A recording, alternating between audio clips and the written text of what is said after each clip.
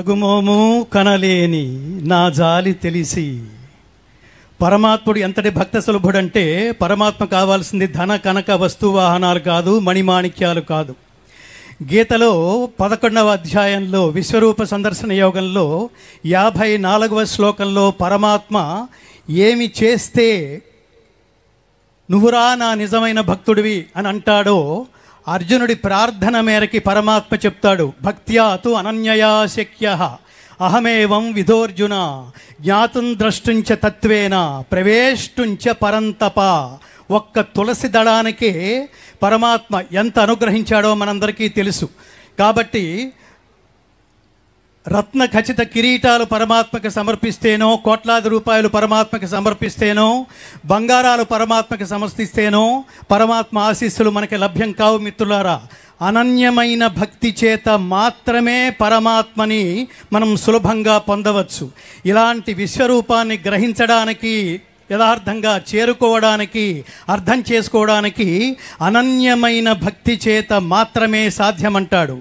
అర్జునుడు మరొక ప్రశ్న కూడా అడిగాడు, పరమాత్మ నీ అనుగ్రహం పొందాలంటే మానవాళికి కావలసిన క్వాలిఫికేషన్స్ ఏమిటి అని అడిగితే 55వ శ్లోకంలో విశ్వరూప సందర్శన యోగంలో శ్రీకృష్ణ పరమాత్మ చెప్తాడు, మత్కర్మ కృన్మత్ పరమః మద్భక్త సంగవర్జిత నిర్వైర సర్వభూతేషు యస్సమాం ఏతి పాండవ. అంటే పాండవా నేనే పరమగతి అని నమ్మవలెను, సమస్త కర్మలను భక్తి శ్రద్ధలతో నాకే అర్పించవలెను, సంగరహితుడై ఉండవలెను, సమస్త ప్రాణుల యందు వైరభావము లేక ఉండవలెను. అలాంటి భక్తుడికి మాత్రమే నేను భక్త సులభుడను, అలాంటి వాడు మాత్రమే నాకు భక్తుడని నేను భావించడానికి అర్హత ఉంటుంది అంటాడు పరమాత్మ.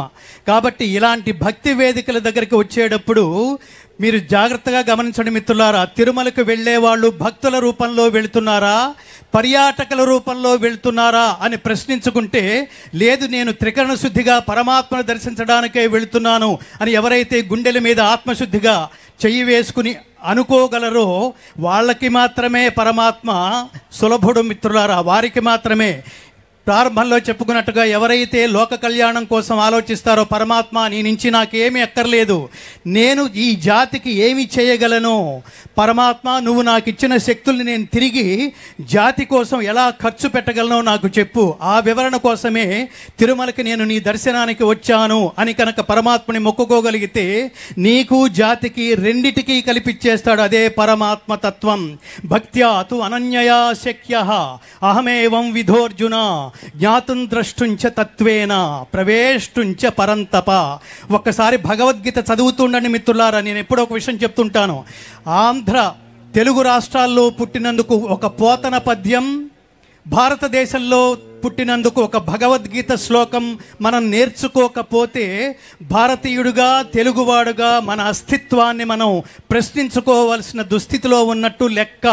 ఇలాంటి కళ్యాణాలకి వచ్చి తిరిగి వెళుతూ ఏం నేర్చుకున్నాం అన్నది కనుక మనం ప్రశ్నించుకుంటే చాలా గొప్ప ఆధ్యాత్మిక శక్తిని మనం చేకూర్చుకోవడం, సమకూర్చుకోవడంతో పాటు ఈ దైవజ్ఞుల ఆశీస్సులు పరమాత్ముడి సమక్షంలో మనందరికీ అందించడంతో పాటు తిరిగి లోకానికి కూడా మనం చేయవలసినంత చేయాలి. Give back to the society అంటే అర్థం ఇదే మిత్రులారా. ఇలాంటి విశేషమైన కార్యక్రమాన్ని ఏ మహాత్ముడి సంకల్పం వల్లైతే ఈరోజు మనం వీక్షించగలుగుతున్నామో కన్నుల పండుగగా, ఆ మహానుభావుడి పేరే మాన్య ముఖ్యమంత్రి వర్యులు శ్రీ నారా చంద్రబాబు నాయుడు గారు. మీరందరూ ఇక్కడ ఒక్కసారి మీ ఆత్మశుద్ధిగా కరతాళధ్వనులతో చంద్రబాబు నాయుడు గారికి మీరు స్వాగతం పలకవలసిందిగా, మీ కరతాళధ్వనులతో వారిని ఆశీర్వదించవలసిందిగా, పరమాత్మ ఇచ్చిన శక్తుల్ని మరింత రెట్టించిన ఉత్సాహంతో స్వర్ణాంధ్రప్రదేశ్ విత్ ఇన్ నో టైం స్వర్ణాంధ్రప్రదేశ్ని, మన రాష్ట్రాన్ని స్వర్ణాంధ్రప్రదేశ్గా తీర్చిదిద్దటంలో ఆ మహానుభావుడు ఇప్పటికే తన జీవితాన్ని ప్రపంచానికి, తెలుగు ప్రపంచానికి అంకితం చేసిన నేపథ్యంలో ఇవాళ ఈ విశిష్టమైన కార్యక్రమం అమరావతి ఈ పట్టణంలో, ఈ అమరావతి వేదికగా ప్రపంచం ఆశ్చర్యపోయే, ప్రపంచం ఆనందించే గొప్ప స్థితికి తీసుకువెళ్ళాలనే సంకల్పం ఈరోజు ఈ వేదిక మీద స్వామివారి సమక్షంలో జరగబోతోంది. అమరావతి అభివృద్ధికి ఈరోజు విశేషమైన పునాది పడబోతోంది.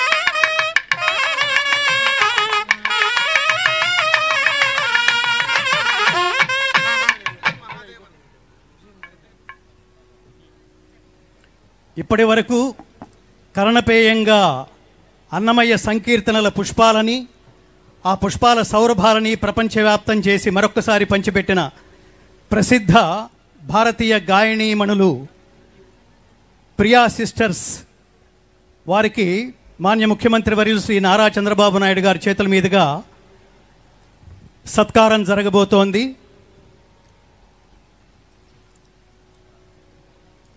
500 సంవత్సరాల తర్వాత కూడా అన్నమయ్య ఇవాళకి తన సంకీర్తనల రూపంలో పరమాత్ముడి సన్నిధానంలో నిత్యం కొలువై ఉండటానికి కారణం శబ్దానికి మూలం ఓంకారం.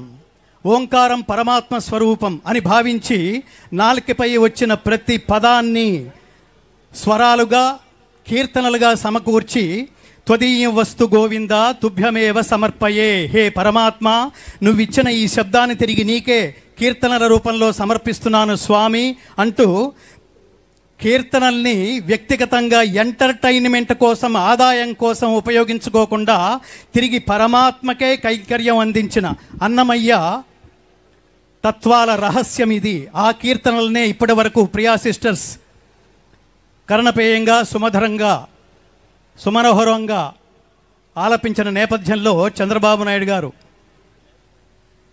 ప్రియా సిస్టర్స్ని సత్కరిస్తున్నారు. అలాగే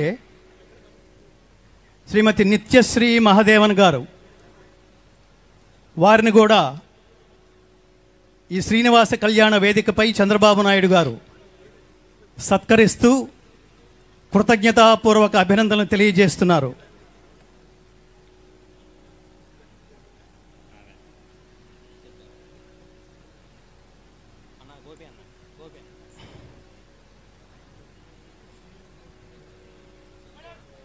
శ్రీమతి భువనేశ్వరి సమేత నారా చంద్రబాబు నాయుడు గారి సమక్షంలో స్వామివారి కళ్యాణం అత్యంత వైభవంగా జరగబోతోంది. వీక్షిద్దాం, తరిద్దాం.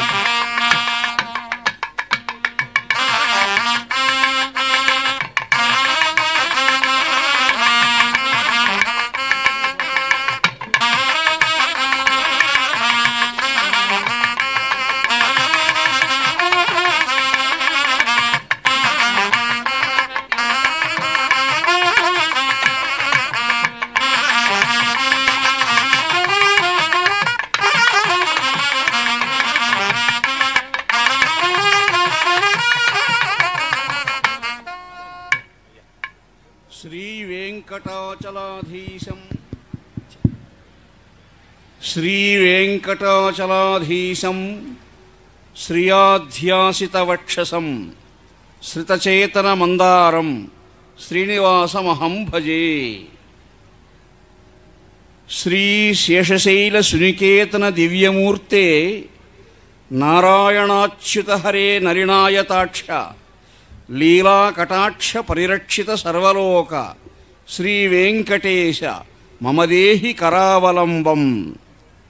తిరుమల తిరుపతి దేవస్థానములు, హిందూ ధర్మ ప్రచార పరిషత్ ఆధ్వర్యంలో జగజ్జేగీయమానంగా దేదీప్యమాన దివ్యమంగళమూర్తులైనటువంటి శ్రీదేవి భూదేవి సమేతులైనటువంటి శ్రీ వెంకటేశ్వర స్వామి వారు వేంచేసి ఉన్నటువంటి ఈ వేదికపై శ్రీనివాస కళ్యాణ మహోత్సవాన్ని మనం ప్రారంభించుకుంటున్నాము. శ్రీనివాస కళ్యాణము అంటే జగత్ కళ్యాణము.